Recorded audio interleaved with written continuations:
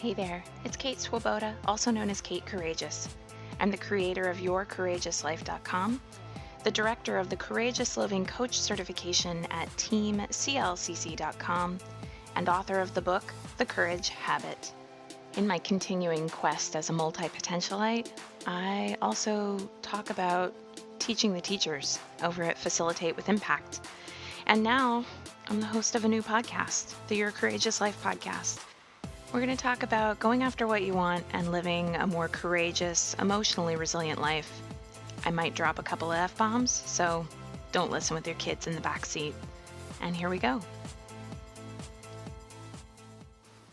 Hey everybody. In an earlier podcast episode, I talked a lot about sovereignty, with the idea that sovereignty was not about busting through the world and going, I know all the answers and everybody's got to do it my way. And sovereignty is not about power over, but rather that sovereignty was about power with others and also, in particular, power with yourself. So you know who you are, you trust yourself to generally make good decisions, you don't feel like the fear controls you when it comes up. Remember that living a courageous life is not about becoming fearless. There is no fearless. Living a courageous life is about having sovereignty over yourself in the face of your fear, about being able to go, I might be afraid right now, but there are tools that I can employ to find my way through this experience that I'm having.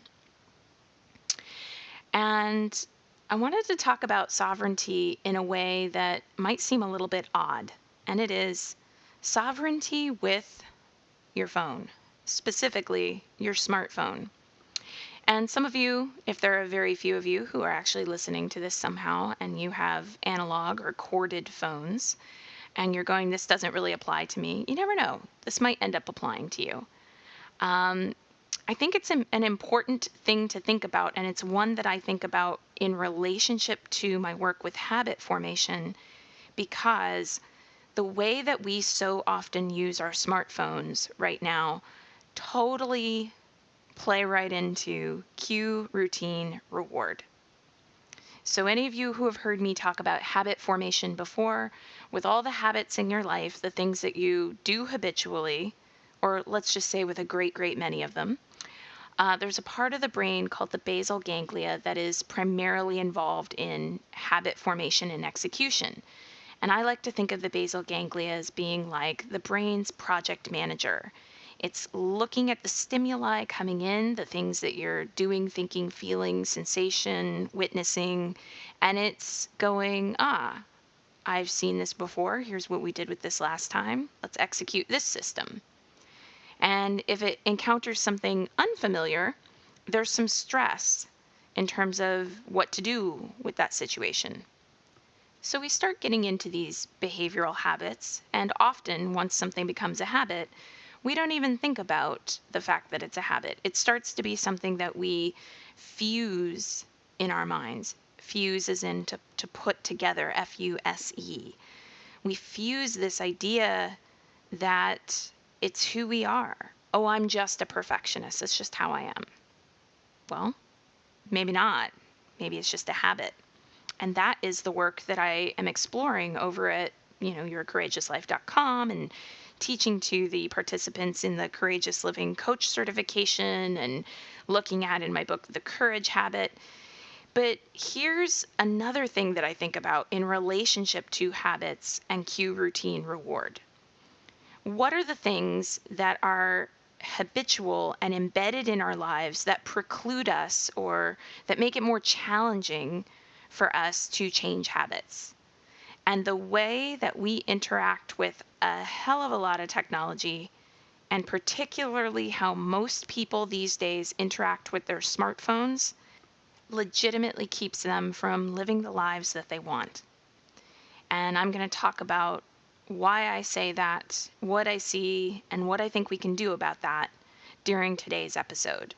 And anything that you would say that is a habitual behavior for you in the realm of technology, you'll probably find some helpful information in what I'm going to cover.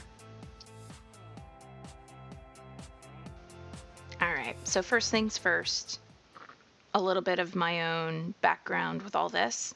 I have a smartphone. I am not anti technology.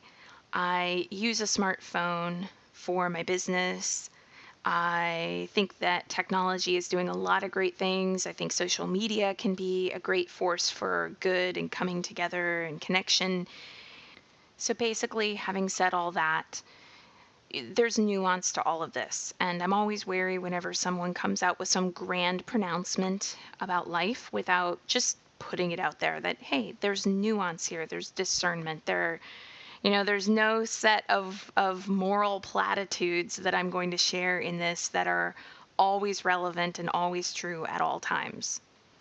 But here's why I say that I think a lot of us need to look at our relationship with technology. Here's what I see.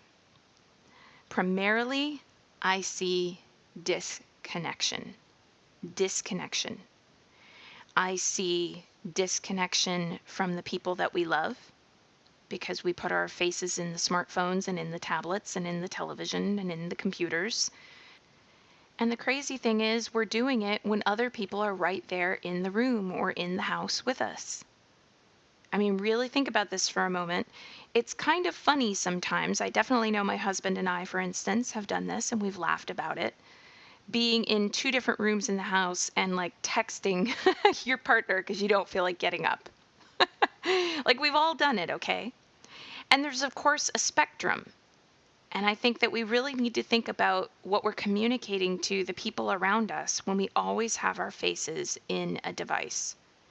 I think about this. What am I communicating to my daughter when instead of sitting in the sun and watching her play at the park during some afternoon, I have my face in a phone? What memory am I creating for her of the mother that I am, of my engagement in her life, if my face is always in a phone? What am I modeling for her about what her life will be if my face is in a phone? Now, I'm not saying this from any perspective like I think it's all or nothing. Again, I get it. I'm a working mother. Okay, so sometimes my face needs to be in a phone because I have something I need to attend to in that moment. Also, I'm human. Watching a child play at the playground is not the most interesting way to spend an afternoon. I'm not talking about absolutes. I'm talking about what are we doing as a general rule? What are we doing consistently? What are we doing most often? And why are we doing it? And are we stopping to think about why we're doing it?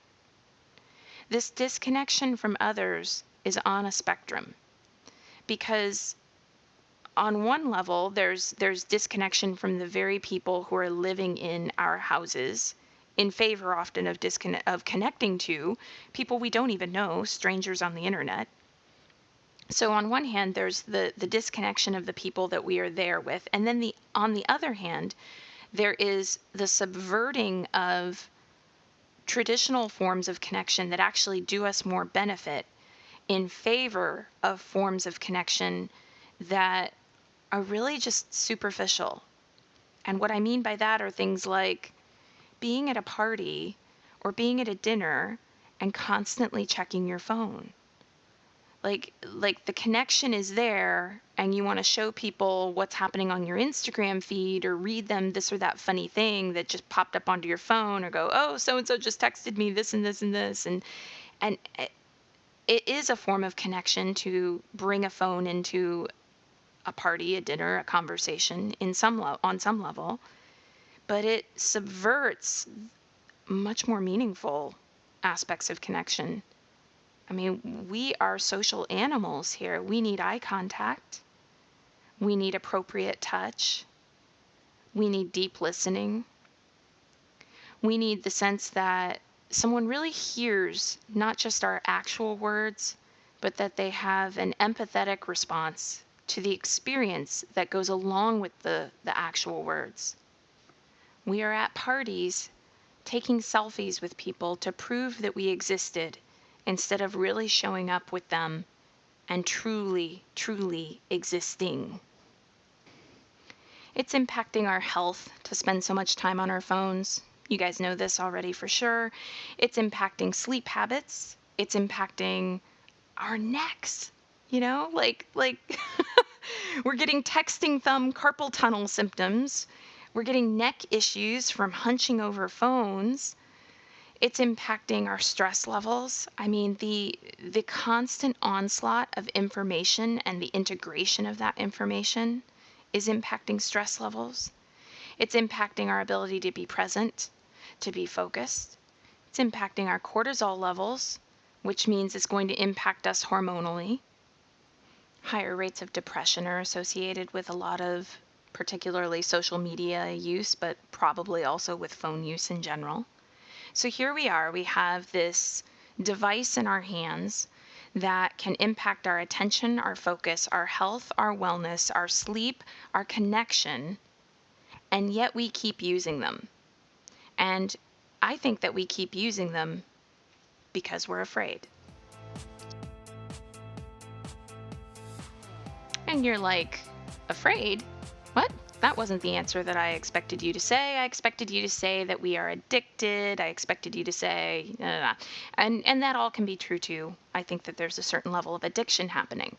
But in particular, I think that we keep using these phones so much, technology, if you want to say it, but I'm going to stick to phones for this, because we are afraid. And here's what I think we are most afraid of. We are afraid of not being relevant. We are afraid of not being relevant. We are equating the notifications, the text messages, the access at any time with relevance. And I got a couple things to say about that. And the first one is, mindset-wise, we got to get into some of this stuff. You are not more relevant because you are reachable. And again, if you're thinking, oh, well, I know that already, it's like, stop, pause, let this really sink in. You are not more relevant just because you are reachable. I have heard it said that we currently live now in an attention economy. Whoever can capture your attention has the ability to profit off of you. And we forget that your phone, it does not own you unless you let it. We forget that this all just exists on a hard drive somewhere. It's not really real. All those likes and comments on social media, all of those texts, this all just exists on a hard drive somewhere that's being served up by the internet. It's not really real. It's real in the sense that we make it real, that we decide collectively that it's real, but it's not really real in the way that another human being in front of you is really real, or that the experience of deep love is really real, or that the experience of deep pain is really real. We really need to slow down and ask ourselves, when you die, how do you want to say that you used your time on Earth? Looking at social media notifications? Really pause with this for a moment. When you die, I don't have a recent cancer diagnosis or anything. I'm not suddenly talking about scary things like death and confronting our mortality because I have an agenda. I'm just really getting real here. Like, someday I will not be breathing anymore. I myself, you, everyone, we will not be alive anymore. So how do you want to use what is inevitably a very, very short amount of time on this earth?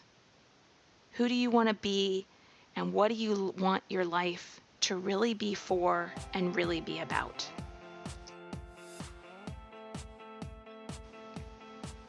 All right.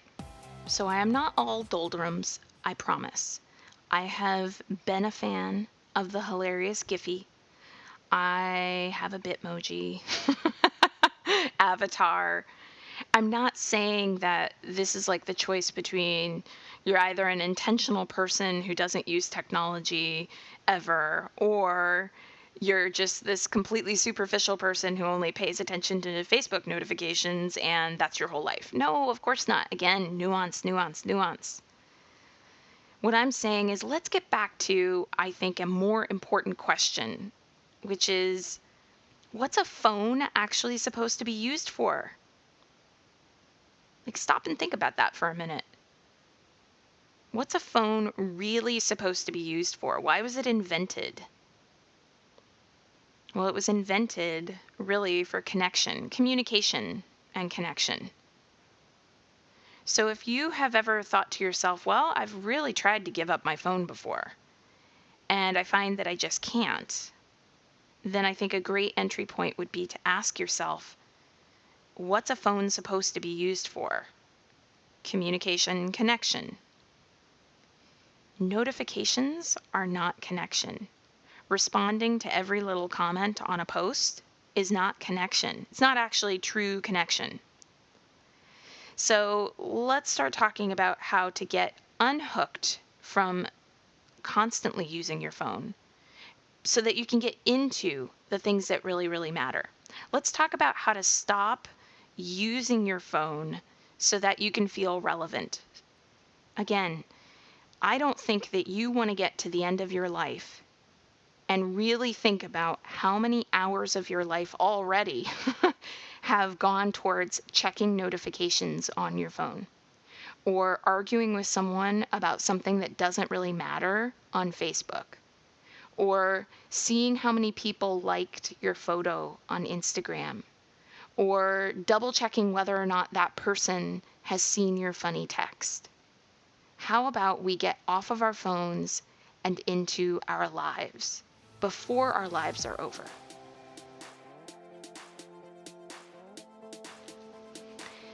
When I was a teenager, because I was already a self-help nerd even back then, I read a book called The Simple Living Guide by Janet Luhrs, Luhrs. And one of the things that she said, and this book was written before cell phones and before social media and before even really everybody had a computer in their home. One of the things that she talked about was how owning more stuff really meant more to take care of. Owning more stuff just means more to take care of. And I'll tell you a story about that really brought the connection between that idea and a phone totally in focus for me. I'm sitting at my phone and I have this app that I want to use. And I need to update it, right? Like, so annoying. You just want to check your app for something or other real quick. And before you can use the darn thing, you have to update it. So I'm going in and I'm updating it. And then I can't update it because I had set a different setting in my phone to where, like, I only update apps when I'm on Wi-Fi to try to save my data. And then that reminds me that I just got a notification from my cell phone company that, my billing cycle hasn't ended yet and I only have 10% of my data remaining. And would I like to upgrade conveniently to have more data each month? And I'm sitting here and I'm like, all right, fine, I'll connect to the Wi-Fi. I get myself onto a Wi-Fi connection. I download the app. The app auto logs me out because I guess once you updated, you have to re-log in instead of staying logged in. Anybody else laughing with me here because you've had a moment like this?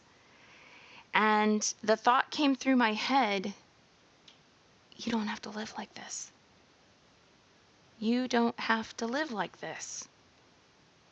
And it just really hit me that, like, there was life before the apps. I mean, this sounds crazy. I know I sound a little bit crazy, right? Like I'm talking about apps and this realization as if it's revelatory. But I'm sharing this story to really drive home the point that I consider myself to be someone who's on the very low end of the spectrum in terms of cell phone usage.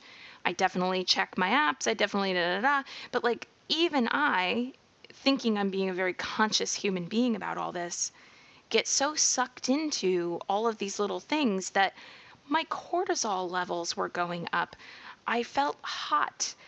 My shoulders were tightening because I'm sitting here in my head trying to get this app updated and then logged in and then this and then that, and like dropping F-bombs in my head, fucking app, all that stuff. It's a choice. It's a choice. Like, we do not have to give our power over to a freaking app. Like, this sounds so ridiculous, right? My blood pressure probably was going up. My blood pressure was going up over an app. Now, I'm completely aware that one of the things that you could say is, well, Kate, work on some mindfulness. And then, when the apps don't communicate well or cooperate or whatever, then you're not going to feel stressed out. Problem is solved. Well, kind of. It's kind of solved, except unfortunately, I think we live in a culture where there's always a new shiny thing being dangled in front of us to try out. A new website we should check out, a new membership site we should join, a new Facebook post that we're getting a new notification about, a new spammer who's invading, the space we're trying to cultivate online, a new something, something, something. There's already so much of that in our general climate, I guess you could say, that I think it's actually necessary to start going, hold on a minute. Where are the places where the problem isn't me? The problem isn't me needing to somehow do better or strive harder to manage more. The problem is the attempt at all to try to manage more. Maybe we all need to stop trying to manage so damn much. And that could start with a completely different relationship with cell phones, with the tech that we allow into our lives. So there's a paring away that I think we all need to undertake if we want to see that we have more time, more space, more attention, more bandwidth, and a hell of a lot less stress to do the things that really matter most to us. I mean, what are the things that really matter most to you, far more than your phone, far more than a notification? Saving your marriage? Loving your kids? Doing something on behalf of people who are experiencing injustice? Writing a book?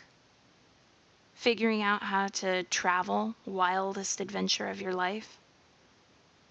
What else is in your life that you want far more than you do to know who happened to ping you on a text message thread? And only you can know that. But here are a couple things that I suggest we all start doing, like now, to start changing some of this. So first, there's the mindset stuff. 1, you are not more relevant just because you are reachable. You are not more relevant just because you are reachable. So letting go of the sense of importance that we get from being reachable, from being someone who has all the pings and the notification, unhooking from the cult of busy. Remembering that when you die, I don't think you want to say that you used your time checking all these notifications and attending to all of these interruptions. Remembering that the phone doesn't own you unless you let it. Remembering that this whole reality we've constructed out of these notifications and the seeming attention that we get from being relevant or thinking that we're relevant from those notifications, it all just exists on a hard drive somewhere. It's not really real. So you're not here on this earth to do the things that you're intended to do, checking those phone notifications, checking the notifications, constantly attending to, looking at, maintaining, updating the apps on your phone. It all keeps you from, in my opinion, your true work. Unless, of course, your true work in this world is to somehow revolutionize phone use, and that's not most of us. Less time on the phone is to your benefit. So let's start with how to strategically change it. In habit formation, the cue, routine, reward loop starts with that cue. So the cue of where you place your phone in your eyesight or in your near your body is going to have something to do with the routine that comes next. So let's start with sleep. Don't have your phone by your bedside. don't even bring it into your bedroom. If you don't have your phone by your bedside, and if you don't bring it into your bedroom, then you can't look at it before bed, which means you won't get all of that blue light that's going to make it more difficult for you to have a really good sound sleep. You won't be tempted to pick it up first thing in the morning either. So don't have your phone by your bedside. Other cues, okay? Apps and their incessant notifications. Delete the apps that you are not using. Just delete them. Like, you can always reload them on your phone later, Delete them. So if you are like me and you only travel a couple times a year and you only use the Uber app or the Lyft app when you happen to be traveling to a different city, delete them from your phone. Just delete them. It's okay. And then you don't get the ping to update the app. And then you don't get the notification that so-and-so started following you on the app. Then you don't get the da-da-da. You see what I'm saying? If you don't use the app every single day, delete it. Just get it off your phone. Again, going back to the Simple Living Guide, when she talked about more stuff is more stuff to take care of. She talked about this in particular in the kitchen and how people tend to accrue kitchen gadgets.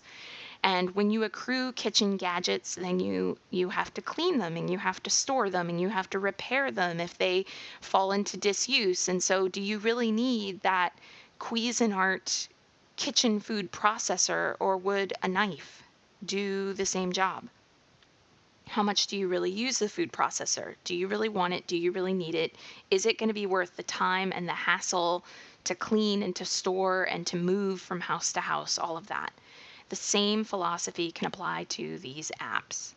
Do you really want the notifications taking time away from why you are alive and the remaining seconds, minutes, days, weeks, hopefully years that you have left on this earth?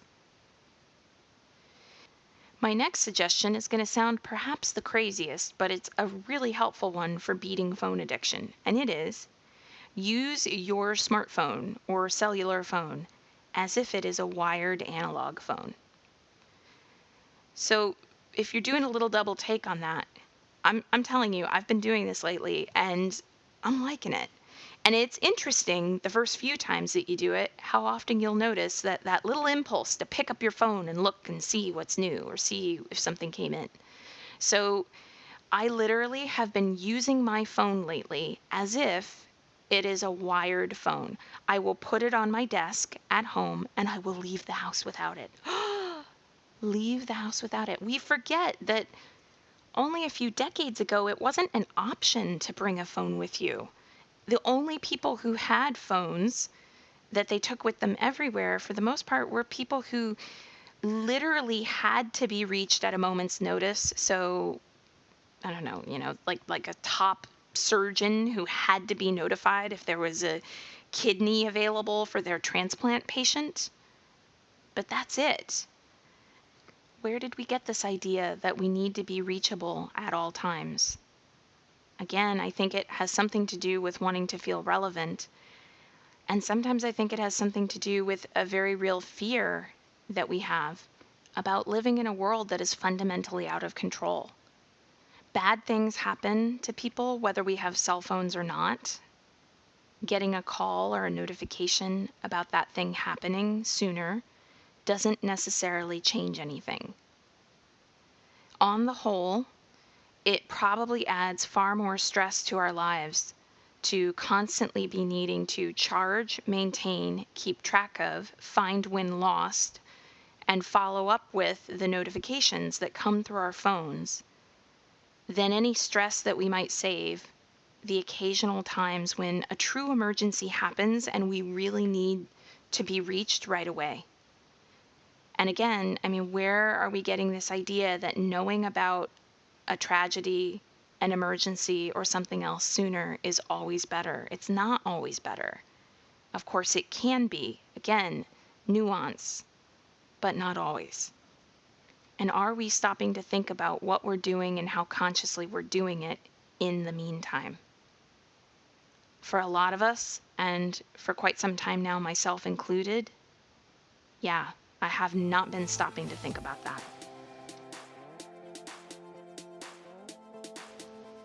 So, what do you have to gain if you free up some time where you're not updating apps and responding to notifications and becoming distracted? Well, I think we gain our lives. I think the potential for true connection presents itself, real connection, real eye contact and conversations at parties. I think that we can become more human. I think that it becomes more special when we're using our phones, when we use them intentionally.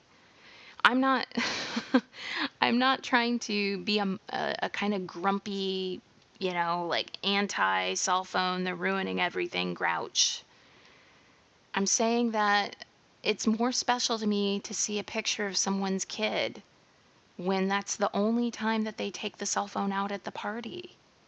But it's kind of less special to me when it's like, oh, look at this. And then 2 seconds later, they're checking their phone. And then a minute later, like this and that and the other. Oh, I got a notification. No worries. I'll call them back later. And then it's like, oh, hey, can I show you there's something about the constant interruption that goes ping, ping, ping during a human interaction that really costs something around connection. But when phones are only taken out for really specific purposes that add to the connection happening, it's really beneficial. I'd say the same thing in your private life. My phone personally is on silent 99.9% of the time. Notifications for just about every single app, they're all turned off. Most of my apps only supposed to work when I'm connected to Wi-Fi so that I'm not getting pinged while I'm out and about, distracted while driving. What it does for my life to be able to put my phone aside in that way is intensive focus on work, the ability to just stop and think. We don't spend enough time in this culture really taking a moment to just let our thoughts meander, to daydream. We don't take enough time to be standing in line at the grocery store waiting for serendipity to happen because we're looking at our phones. And what I want to invite into my life, and what I hope you're wanting to invite into your life as well, is that serendipity, that potential for the little tiny detail that might catch your eye in the world because you're not on your phone. That little moment of connection with somebody in the grocery store line one line over that might never have happened if you'd been waiting in line with your head buried in your phone.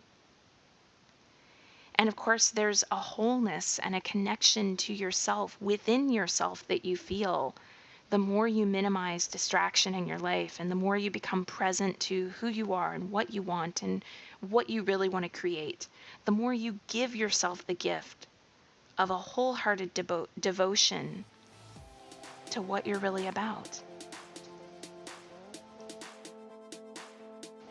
All right, now, as I said, unlike so many other binary right versus wrong debates that exist out there, I'm not trying to say anybody's wrong for their cell phone usage or right for their cell phone usage or that I'm right and anybody else should do it my way. This is all just food for thought.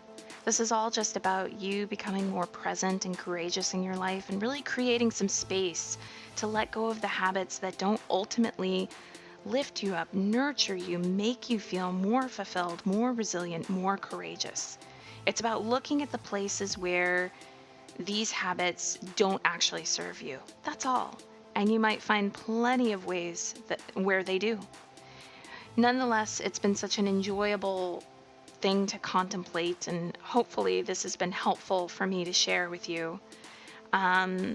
Sending you lots of love as you consider what your most courageous self truly yearns for and the role that a phone plays in all that. Sending you lots of love. Hope that you have a great rest of your day. Get on out there into the sunshine. Feel the grass beneath your feet. Feel the air hitting your face. Really make eye contact with someone you love today. That's a life well lived.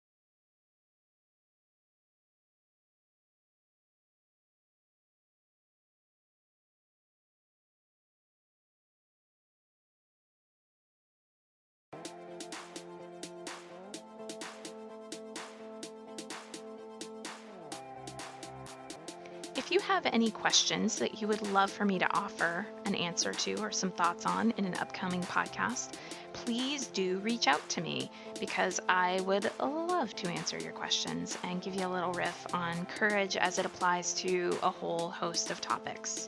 All right, thanks so much for being here, and here's to you living your vibrant, lovely, and courageous life.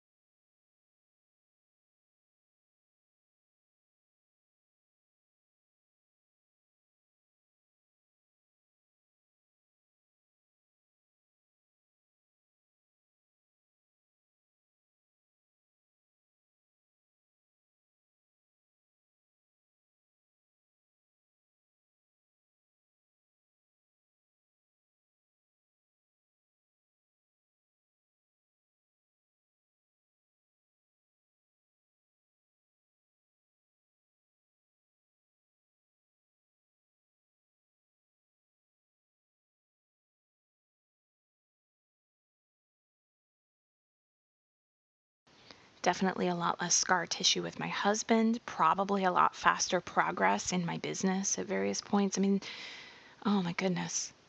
The benefits of that consciousness and asking myself, hey, hold on, before you say that, before you do that, before you hit press send, are you going to be proud of yourself? Big question to ask. So here we are. All right. Lots of stuff to think about around what does it really take to change? I would love to hear your thoughts on any of this. If you want to head over to the private Facebook Courage Habit group, that's mostly how I'm talking with people these days about this stuff. I would so appreciate it if you'd write a little iTunes review. Helps more people to see the podcast, and I'm kind of wanting some of these ideas about making a better world and better lives to get out there, and the 5 minutes that you take to put a little podcast hello out there can help that to happen. Thanks for sticking in for this extra long episode of the Your Courageous Life podcast, and can't wait to talk to you next time.